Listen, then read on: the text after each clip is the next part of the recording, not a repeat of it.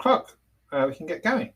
So thank you very much for everybody tuning in today. I'm going to be doing news as normal, and then the guest this week is David Bird from Octopus Renewables. A few bits of news first, as you can see there. I'm going to start with Gresham House Energy Storage. This is complicated, and I feel like I talk about it too much, but it's complicated. The market has about 400 million. The discount has been narrowing a bit, as you can see there, but it's still quite wide. And the new news is that the yield has disappeared. This is from their half-year numbers. So basically, the NAV is edged down a bit. And there are some quite big moves there. Mainly that there's been a big cut to third-party revenue forecasts, which we'll talk about a bit more in a minute. And they've sort of clawed that back through various means, one of which is extending the projected asset lives of the batteries, which feels like an accounting trick, but obviously will be done on real-world evidence. But nevertheless, it doesn't sit entirely well. But we've got an NAV that is marginally down, basically. Now, this thing about the revenue forecast assumptions, it relates to forecasts beyond 2030, and you can see the changes here in that graph at the bottom, being driven by forecast prices for gas coming down, and the idea that Drax won't close because Drax burns biomass. We know it's not really green, and there are lots of people who want it to close, but they're sort of suggesting that it won't do. Yeah, well, we'll see. But I was surprised by the magnitude of those changes there. Now, in terms of the sort of day-to-day income, the important thing is that the battery is actually used when the grid is running short of energy. And there was a long period where they weren't being used, and instead the National Electricity System Operator was using diesel power instead. So they're just switching on diesel generators, which is obviously massively polluting and not very efficient. And it was really down to the software systems, and so the software systems are being upgraded. One of the things that Ofgem is now required is that battery operators put in systems that let the NESO know how much power is available, and they're thinking that if they know how much power is available in each battery, they'll be more likely to call on them, and so therefore that improves the usage, which obviously is good news and hopefully will happen. Now, Grid wants to massively ramp up its capacity, so it's already got a very big portfolio, probably one of the biggest in the UK, and they're saying they want to more or less double the size of that.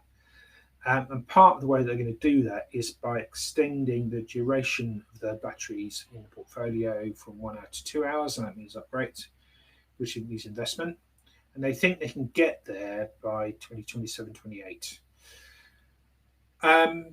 If the revenue stayed the same, so say last year it was about £75,000 per megawatt per year, that would generate free cash flow of about 10p a share to support dividends and things. We're coming from a position where in that period where NESO weren't really using batteries, those revenues fell as low as 48,000.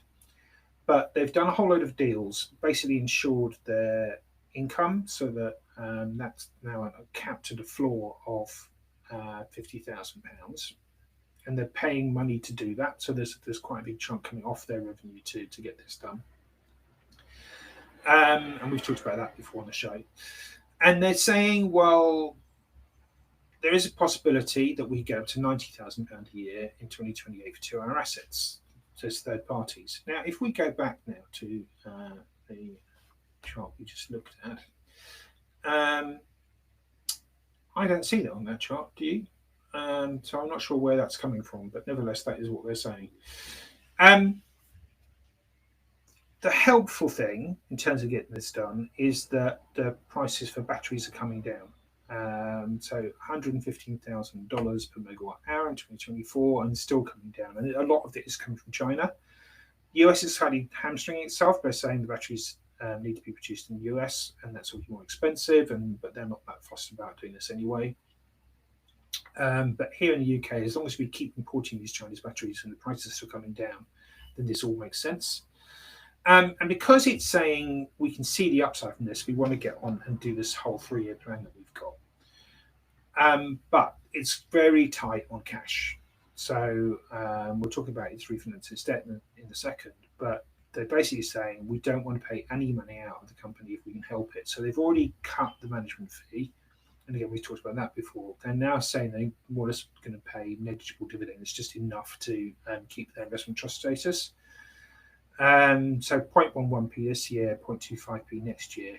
And then the dividends will be funded from free cash flow in 2027 onwards. But that money also would be needed for buybacks if they're going to do buybacks. And I think that also implies they're not going to do any share buybacks at least until 2027. The debt thing, it's all helped by this putting the floor in. So that gave the lenders the confidence to lend them the money, which meant that they got the refinancing done at a reasonable rates. And obviously, SONIA is the overnight interest, the short-term one, and that's coming down anyway as the Bank of England cuts rates, so that's all helpful. And they're going to keep the debt within sensible-ish levels, so LTV about 30%. But the new projects that they do put in will be part debt finance, so that will be in the structures, and they're trying to basically put them into special purpose vehicles so that if one of them falls over, it doesn't bring down the whole thing, which is all sensible. So this is the rollout plan that they've put forward, and everything in the yellow bars there is the additional capacity that they're bringing on, that they've got the money to do, based on doing this dividend cuts and using the new debt facilities. They can get that through all the way through there to over 2 gigs, which is great. The pink stuff, though, they need to work out how they're going to pay for it. And they've talked about using third-party finance as one way of doing this. This is a watch and wait and see thing. Obviously, that might come at a cost and that might affect the revenue, but we'll see how we go.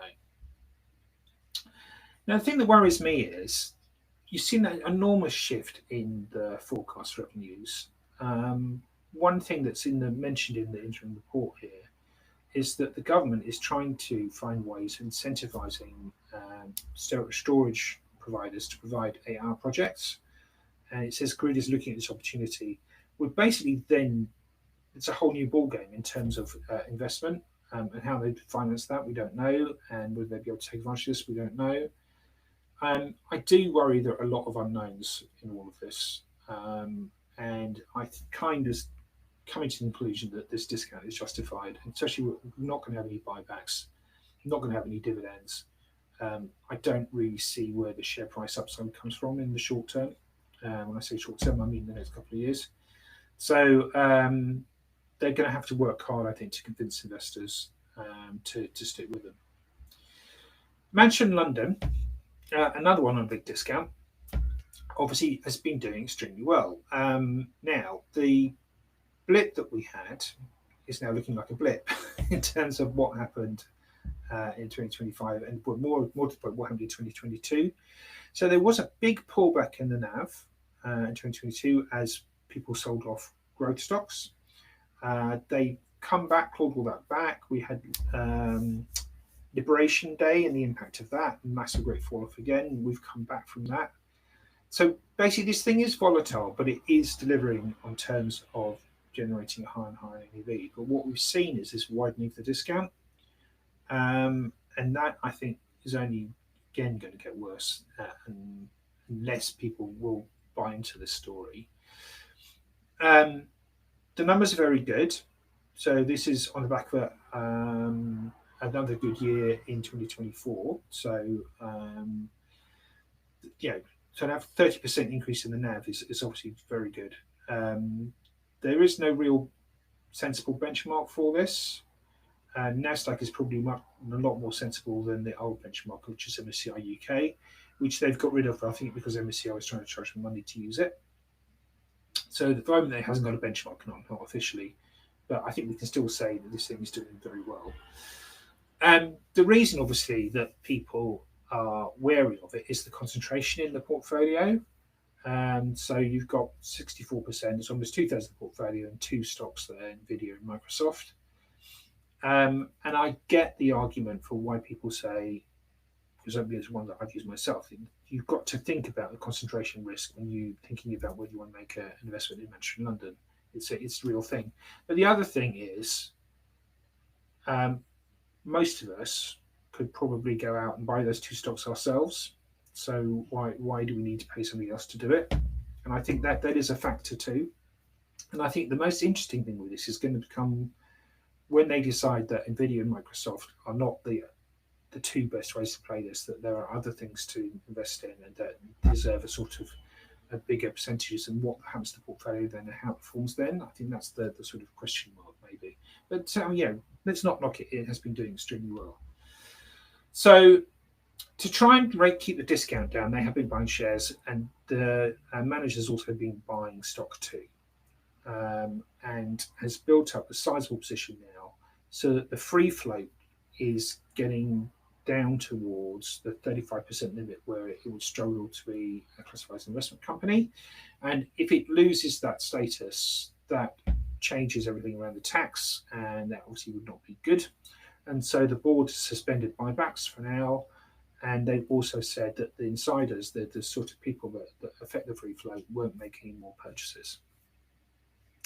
So it comes down to, will shareholders buy it instead? And I think the chair asks a valid question here, which is just like, you've got something like Polycap Tech, and he used that as an example, not Manchester and London, that is done phenomenally well, and yet it sits at a double-digit discount. Why? Doesn't really make sense. And yes, there's the concentration risk in Manchester and London. You don't have in Polycap Tech, but it's performing extremely well. Why aren't people buying it? And are people just too risk averse? And I think there's a valid question, but I'm not going to try and answer that now. Last one here, Target Healthcare REIT. I genuinely don't understand what's going on with that share price at the end there. You'd see that the discount was starting to narrow. You'd see that the share price fall was not justified at all in the first place, because given what happened to the NAV. But the discount was coming back, and now it's widening again. And it's about 20% now, that puts on the yield of 6%.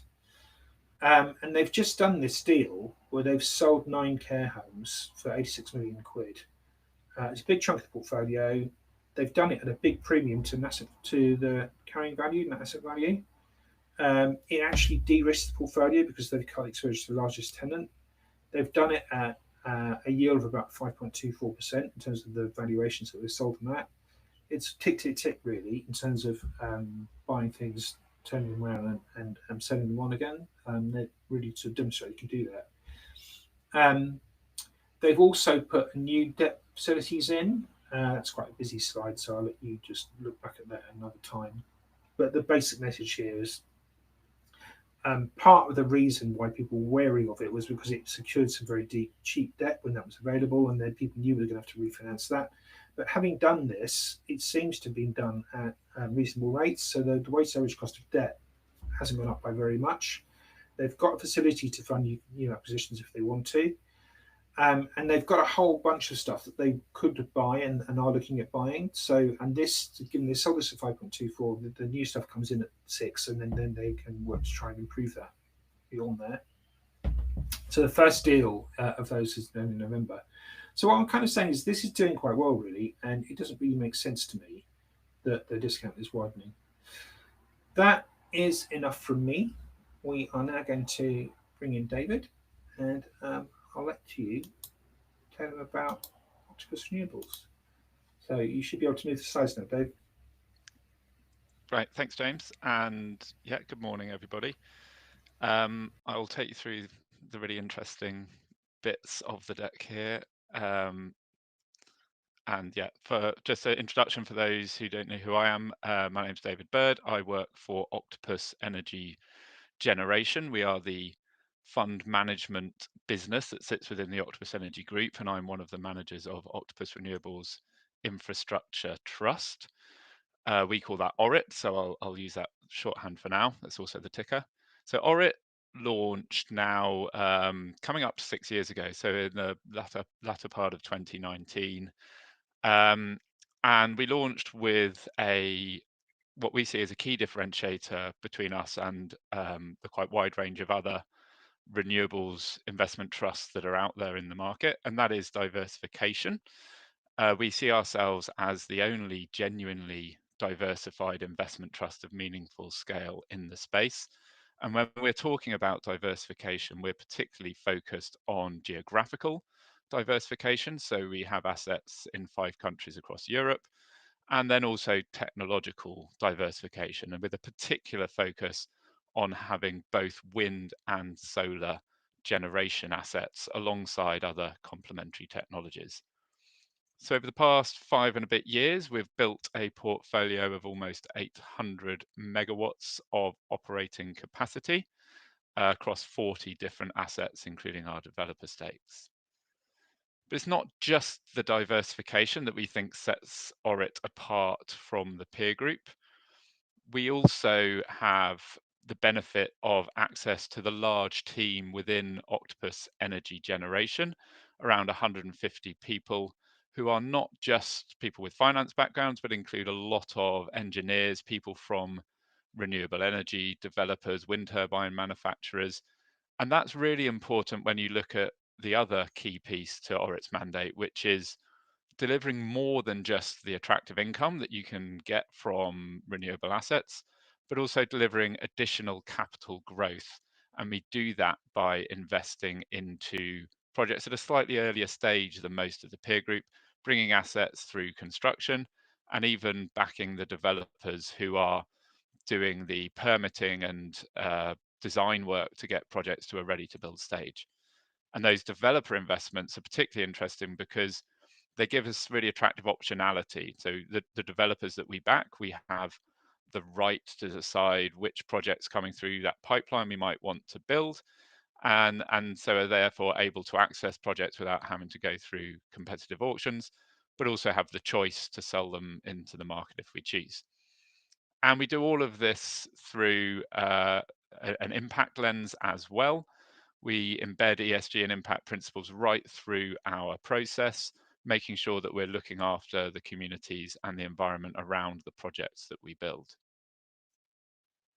So that gives us the portfolio where it stands today, as I say, around 800 megawatts of operating capacity, principally onshore wind and solar, but also one offshore wind farm in the North Sea. And those assets are located in Ireland, the UK, France, Germany, and Finland. We have in the past held assets in Poland, Sweden, and some development sites in Spain, but we have successfully exited those all at premiums to the holding value. And this slide shows you that diversification, which is a core part of the strategy coming through. So of the roughly £1 billion gross asset value that we are looking after in ORIT, you can see that we are roughly evenly balanced between wind and solar, alongside the 4% that we have in developers. And if you look at the asset phase, you can see that we are almost fully into operational assets now. And that's something I'm going to talk about quite a bit more because, frankly, it's not where we want to be. And it reflects the fact that the assets that we've been building since IPO are now all successfully delivered through into operations. Before I get onto that, I'll touch on the developer assets that we've got. So we've backed 5 developers across a range of different technologies and countries. 2 that I want to pick out from this list are Nordic Generation and BLC Energy.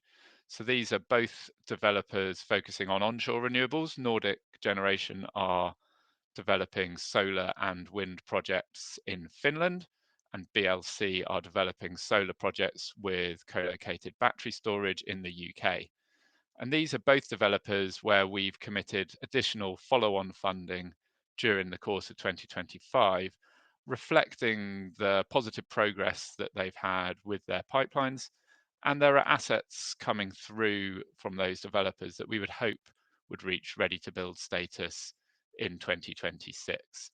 And if you look at that roughly 10 gigawatts of assets being developed, around 2 gigawatts of that are as projects that we would hope would reach ready to build stage in the period between now and 2030. So I'm going to move on now to something that was announced on Tuesday of this week alongside publishing our interim results, which is really a roadmap for the next 5 years that we're calling ORIT 2030.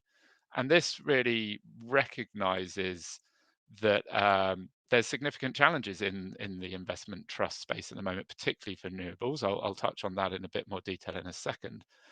But we think there's also lots of reasons to be positive. And so this 5-year strategy as to how we are going to deliver what we think will be the best outcome for shareholders rests on the 4 pillars shown here: growth, scale, returns, and impact. So taking these in turn, I've shown you just now that we are 96% into operational assets within our portfolio at the moment. And looking forward, we want to get back to that core part of our mandate that we've had since IPO, which is to deliver not just the attractive income from those operational assets, but also the NAV growth that can be delivered through successful deployment into construction and indeed developer opportunities. As we deliver those projects through the life cycle and manage the risks that come with construction, you see a yield compression, and that translates into capital growth. We have also heard a lot from the extensive shareholder consultations we've been doing over the past months that a lot of our investors want to see greater scale in the vehicles in this space. And so we've set an ambition to grow ORIT to be a £1 billion plus company by the end of 2030. We're starting from a point where at the end of June, our net asset value was 540 million. So that is clearly an ambitious target. And we can deliver a significant portion of that through the capital growth that comes from that organic investment activity. But we are fully acknowledging that to get to £1 billion, it will take inorganic activity as well. So we are actively looking at where there are opportunities for activity at the corporate level, consolidation in what is a sector that arguably has more vehicles than it needs. On return, if you look at our IPO return target, that was 7 to 8% in the long term and reflected where the market was at that time, with near zero interest rates and long-term bond yields below 1%. And that translates into what you could have received on the assets at the time. We're now in a very different place, and that return target, frankly, had become stale. And so looking at where assets are valued now and with reincorporating that capital growth element into the return picture, which we simply haven't been able to focus on that much for the last couple of years, we're confident that we can achieve a 9 to 11% total return over the medium to long term from investing without changing the original IPO strategy. And finally, impact will remain core to how we invest. And by that refocus on new construction and development projects, we are delivering ever greater impact through having new projects coming through onto the grid. And that new project pipeline not only is decarbonising the economy, but also with wind and solar being the cheapest form of generation almost anywhere in the world now, potentially supported with battery storage and other similar technologies. Delivering this new generation will also help consumer bills come down in the long run and improves energy security by reducing reliance on imported fossil fuels. Now, I said before that we are not going into this ignoring the challenges that the sector is facing. We are very aware that shareholders have not had the journey that we would like them to have had over the past few years, not just with ORIT, but across the entire renewables sector. Vehicles are trading at deep discounts, 30 to 40%. And that is not what shareholders want. It's not what they should expect. We've also seen that dividend cover has become tighter again across the entire sector. So ORIT's dividend for the first half of 2025 was fully covered at 1.19 times, and we're confident that we can keep growing the dividend and keep that covered. But there is less headroom there across the sector than there was. And the focus has had to be on shorter term priorities. So we've been carrying out buybacks, as have most others in the sector. But if you look at the assets that we're holding within these vehicles, they are finite life assets. And so without reinvestment, eventually, even with buybacks leading to NAV accretion, NAV will start to come down as we get nearer to the end of the life of these assets. And then the third thing we've seen is that there's been a lot of consolidation in the investor base and also a lot of outflows from multi-managers. So with that sort of wealth sector consolidation, there's an increasing focus on having larger, more liquid vehicles. But we see reasons to be positive as well. So within Octopus, we manage a number of private funds alongside ORIT, and we continue to see very strong fundraising into that sector. And we continue to see lots of opportunities coming through to invest in attractive assets in a sector that has huge growth ahead of it. And that gives us confidence in our NAVs and also confidence in the returns that we can deliver looking forward. And what we hope to demonstrate to shareholders through the ORIT 2030 strategy is actually that investing into these growth assets, construction and development, can deliver a better long-term NAV per share outcome for investors, whilst maintaining acceptable gearing and indeed strengthening dividend cover, compared to where short-term focus has been up to date on buybacks. And then scale, we've talked about that scale is attractive to our investor base. And we recognize that that will require inorganic growth, but we see that there are opportunities there to deliver that. So looking in a little bit more detail at the opportunity. So I've said that we see a lot of interesting things coming through that we could invest in at the construction stage. And although you certainly get increasing levels of noise around sort of political sentiment towards net zero, when you look at what's actually going on across our existing and potential target markets, it's not just ambitions, but there are actual auction rounds coming through. So the CFD in the UK, but also a range of different auction mechanisms in countries like France, Germany, and Italy that are going to give contracts to gigawatts and gigawatts. So billions of pounds, euros worth of new investment coming through with projects ready to build over the next couple of years in these target markets. So the opportunity is huge. And the fundamental economics of this being the cheapest form of generation, and the fact that power demand is increasing dramatically as we electrify transport, heating, and indeed with all the new demand from AI and data center growth, means we are going to need a lot more of this generation in order to deliver that in the cheapest way for end consumers. So if I just step back for a minute and sort of try and justify the sort of assertions around investing for growth being the better outcome for shareholders in the long term, we've really got three tools available to us when we're looking at how to deploy capital. We can give it back to shareholders through increasing dividends or buybacks. We can invest for growth, particularly those construction and development assets, or we can look to repay debt. And these graphs here show how we see that flowing into shareholder outcomes over the long term. So what you're looking at here in the dark line is just one scenario that we've modeled. So don't take this as a forecast, but if we invest repeatedly into new construction projects, funded in the near term by recycling capital out of operational projects, clearly in the longer term, we'd hope that equity markets would reopen, but we can't rely on that. By delivering that capital growth from successfully managing construction, NAV per share increases steadily over time.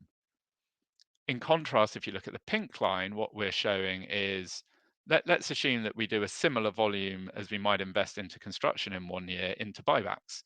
That is where discounts are right now, clearly more accretive on a pound for pound basis, but it's a one-off. You can't keep doing those buybacks again and again and again without stretching gearing to an unacceptable level. So actually, relatively quickly, the investment for growth and recycling scenario overtakes on a NAV per share basis. Actually, with buybacks, you could just similarly recycle and do another big buyback, another big buyback. But then we've heard from investors they want scale, and all you're doing there is shrinking the vehicle into irrelevance.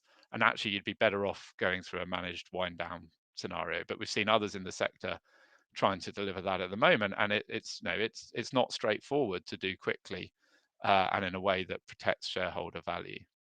So we think investing for growth is the right scenario, the right ambition to deliver the best long-term shareholder outcomes.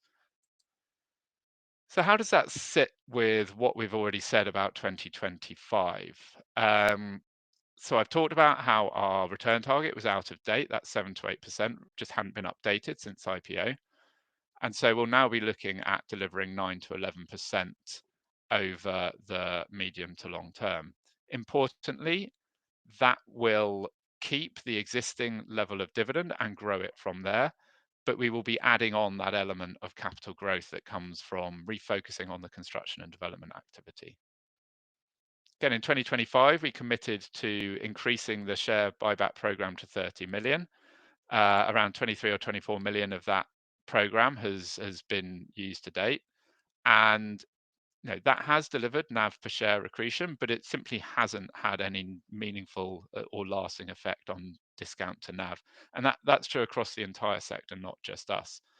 And so because of all the reasons I've just gone through, we intend to refocus for the next 5 years on going into construction and development assets as a higher capital allocation priority. One thing that has not changed with the ORIT 2030 strategy is we retain that commitment to bring gearing below 40% of gross asset value. We're currently at about 47%, but we're on track to meet that 40% threshold through asset sales expected to complete towards the end of this year.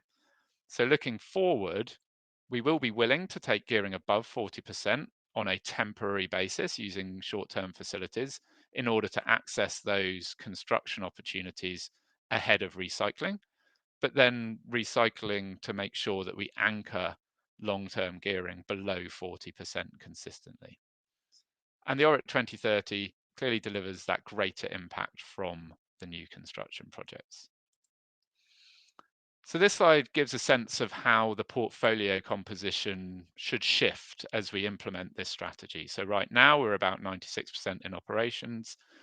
We intend to bring the construction portion up to around about 20% at any given time. Clearly this will move up and down as projects come through into operations.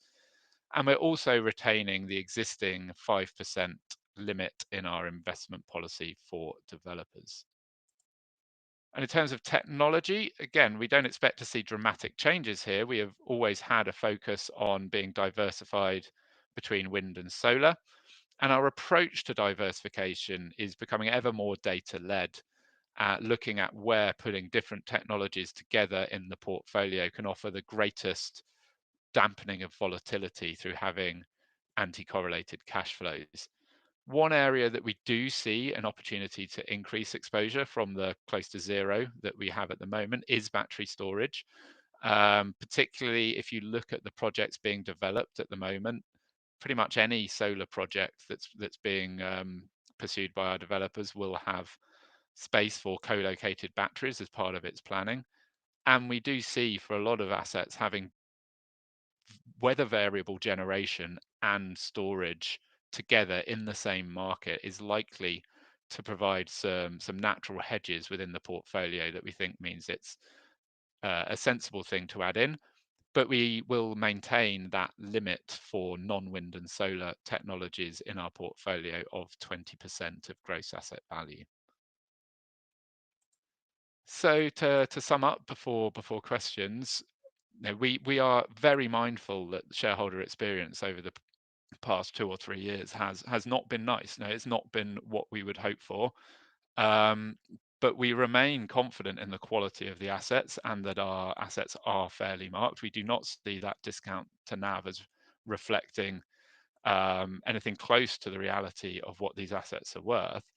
And with the platform that we've built, with the high level of fixed cash flows that we have in that operating platform, we're confident that we can deliver this refocus into more growth investment whilst continuing to maintain the existing level of dividend that we have and grow it from here and keep that dividend covered, but effectively add on top of that the element of capital growth that we've not been able to focus on in the last couple of years. And all of this while delivering the higher impact that comes with construction and development projects.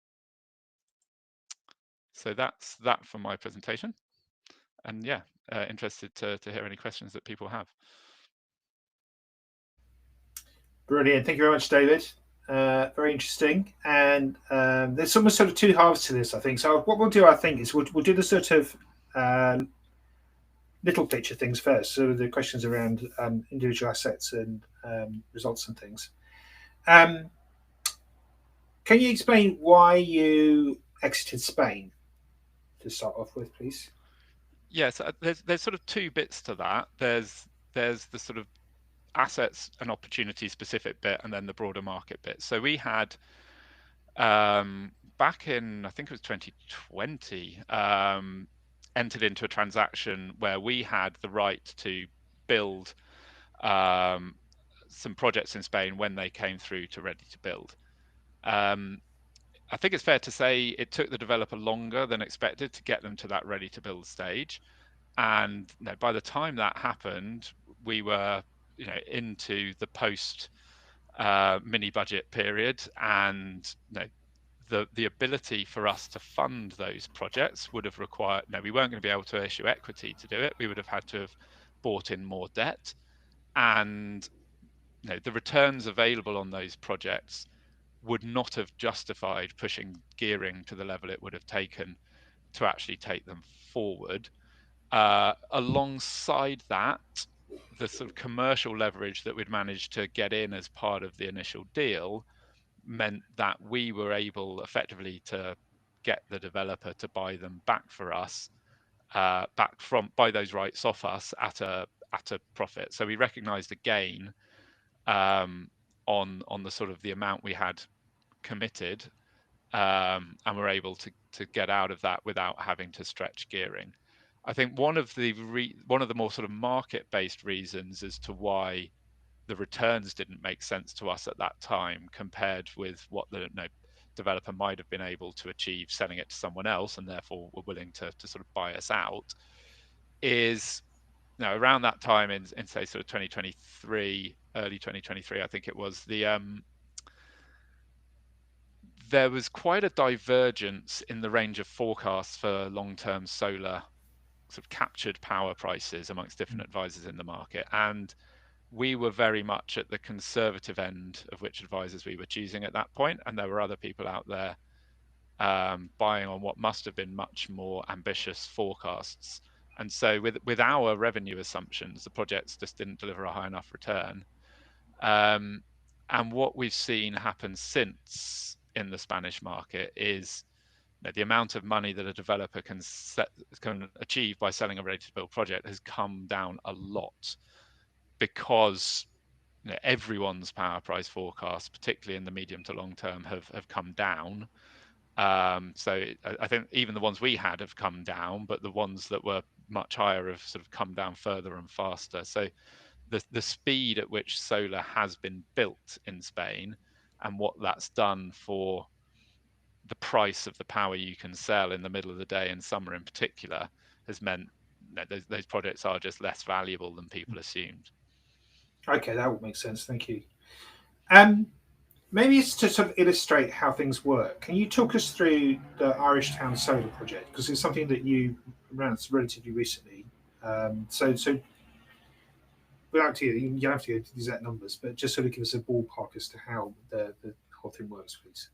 Yeah, so the Irish Town project is going to be a sixth site being built nearby to the 5 sites we already have in Ireland, just north of Dublin. And the way the sort of transaction structure has worked on those investments is that we're effectively agreeing a price for what we will buy the asset for when it is built. So no, we do like to be involved in the construction of projects and to be able to sort of capture some of the gains that come there. But this particular transaction and the previous ones in Ireland have not been like that, just down to what the developer was willing to do. So effectively, the developer is taking the cost and time risk on construction, and then we are buying for a fixed price once it's operational. On Irish Town, that's expected to be in the second half of next year. What was quite unique about Irish Town is that for it to connect to the grid in Ireland, it needs to use some of the infrastructure that is controlled by one of our existing sites. And that means that for the developer to have sold to anyone other than us, they would have needed to have found a much longer and more expensive route to connect to the grid. And that means we've been able to sort of get economics on Irish Town that are better than we would normally expect for an operational asset. So it's sort of consistent with our focus on sort of higher returning opportunities than we might get from buying operational assets typically, because of the unique circumstances of this site. Brilliant. Thank you very much. And there's a question here about Woburn Road Battery. There's something that I haven't seen, but maybe I've missed it. What is there a No, story that's around that? fair. Yeah, so I didn't focus it as we went through. It is sort of covered in the interim report, but we have had for some time a very small battery. So it's one that we only had 50% of it. So that is a transaction, again, dates back to 2022. And because of the market situation in 2022, once that project started building, we actually agreed a deal with our co-investor that they would fund the construction and we would have an option to catch up or not up until the time the project was built. And obviously, they, if we had caught up, they would have had more of, they would have kept the construction gain. When it came to earlier this year and the project was up and running, and we looked at the economics, it just wasn't good enough for us to take up that option. So he said, no thanks, you can keep all of it. And so yeah, that's not part of our portfolio. That doesn't mean that we're not interested in batteries. It's just that particular asset, I think, particularly given the size of it, and what had sort of changed in the market between 2022 and now, it simply wasn't one that we needed to do. Brilliant. Thank you very much. Right, now, it's sort of bigger picture things. So let's talk about dividends first. So I think that's a big chunk of reason why people bought these funds. But Yep. obviously, part of what you're trying to do as well is grow the NAV, so grow the total return. It's not just the dividend. But within this, your sort of vision for 2030, do you see a progressive dividend going all the way through to that? Yeah, absolutely. So we are not moving away from that existing progressive dividend policy. I think one important point to pull out is we have always had a progressive dividend policy.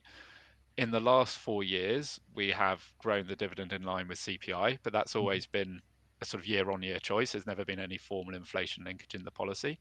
I think with the ORIT 2030 strategy, it's important that if any investor is sat there sort of anchored to an assumption that ORIT will always grow in line with CPI in terms of the dividend, they shouldn't have that as a firm expectation. We do expect to grow the dividend year on year, but it will not necessarily be linked to inflation. And our scenario analysis shows that because of the new cash flows that have come through from the construction assets that we're delivering and those newer assets, one, we can keep growing the dividend from where it is now. So there's no sort of suggestion of a cut as part of this refocus on growth. It's sticking with what we've got for 2025 and then intending to grow it year on year from there.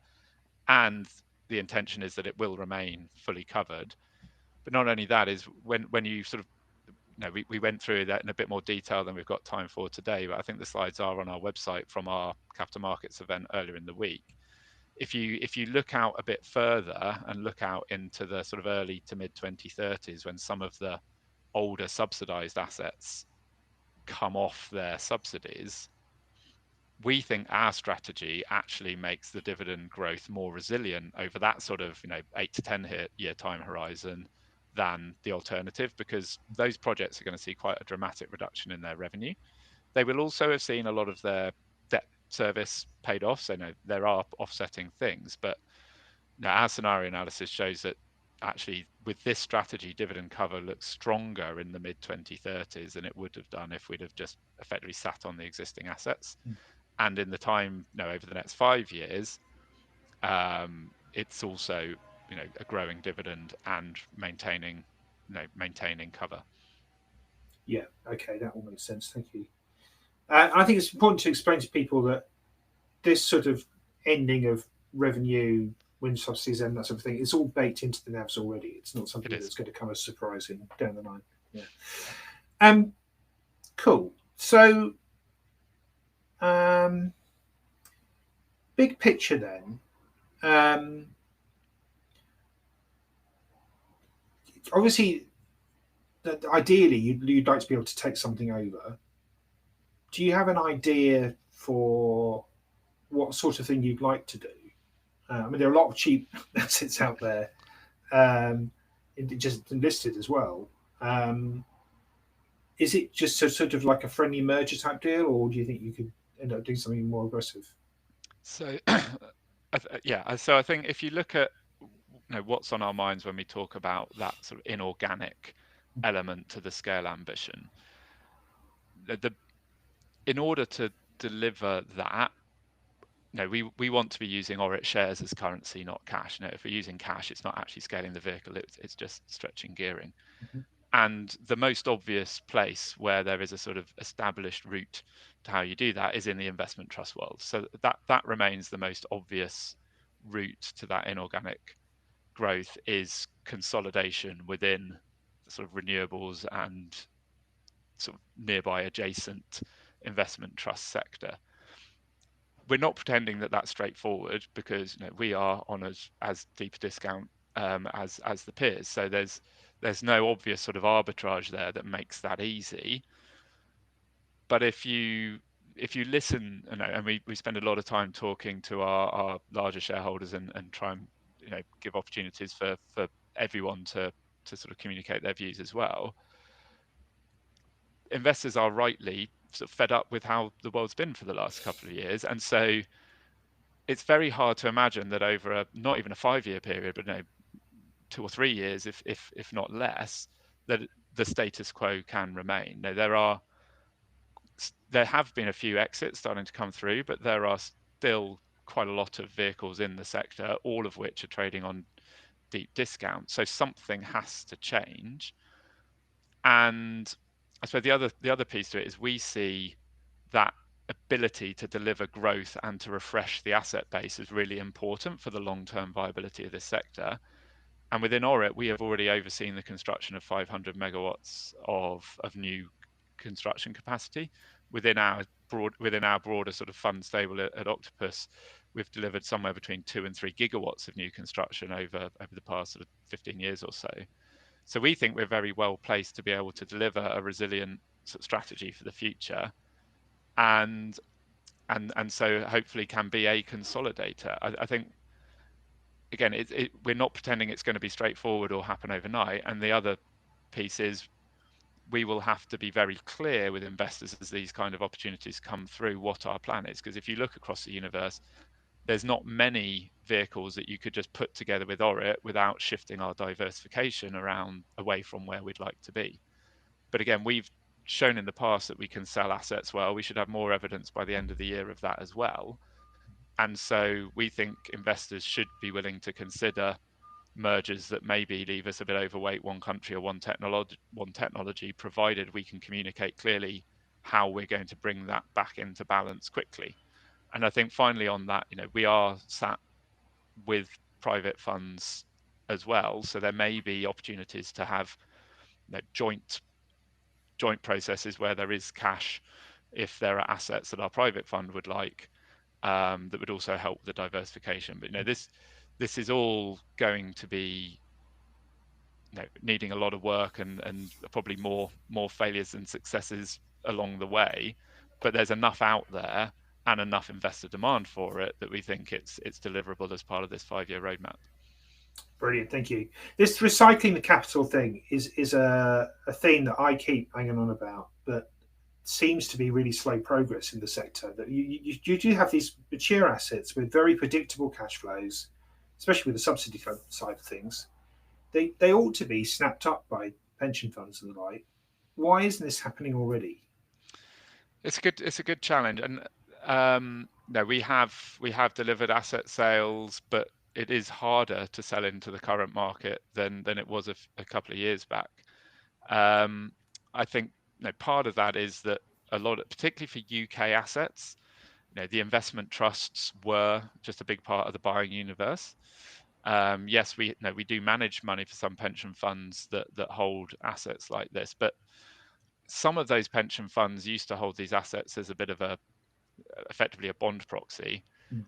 and the they can hold bonds now and earn a return. So that sort of pressure is less than it used to be to find return. And I think as well, no, an increasing number of pension funds are looking, particularly the sort of older defined benefit pension funds, are looking at making their asset base look really easy and homogenous for a buyout or a risk transfer as they sort of reach the end of their life. So we do still see a lot of demand for assets of this type, but I think return expectations have moved up. Some of the bidders have sort of left the UK market.